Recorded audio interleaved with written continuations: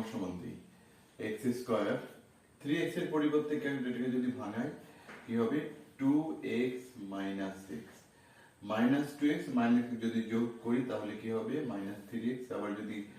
Minus 2x minus six যদি গুণ করি তাহলে প্রথমটা এবং শেষেরটা গুণফলের সমান হবে প্লাস 2। এখন এই দুইটার মধ্যে থেকে আমরা কমন নেব x কমন নেব x যদি কমন নিই দুইটার মধ্যে একটা কমন নিলে থাকে একটা 2x এর মধ্যে থেকে যদি আমরা x কমন নিই তাহলে থাকবে 2 মাইনাস x প্লাস 2 এর মধ্যে কমন নেব কিছু যেহেতু কমন যায় না মাইনাস 1 ব্র্যাকেট x বাইরে যদি মাইনাস থাকে যখন ব্র্যাকেট দেব ভিতরে চিহ্ন বদলে যাবে মাইনাস 2।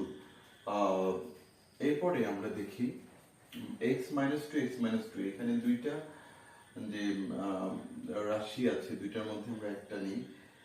x minus